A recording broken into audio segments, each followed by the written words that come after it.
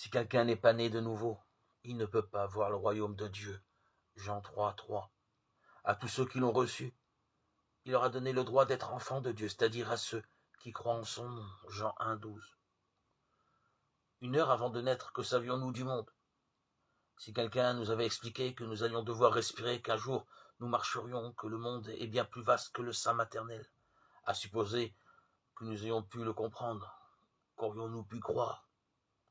Or, entre notre monde et le royaume de Dieu, il y a encore plus de différence qu'entre le sein maternel et notre présence dans ce monde.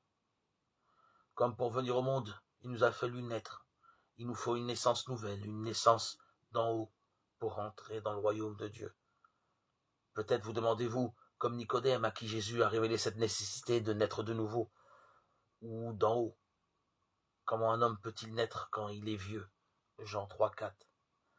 Alors écoutez la réponse de Jésus. Ce qui est né de la chair est chair, et ce qui est né de l'esprit est esprit. Ne t'étonne pas de ce que je t'ai dit. Il vous faut être né de nouveau. Jean 3, 6, 7. Cette naissance d'en haut, dont parle Jésus, est spirituelle.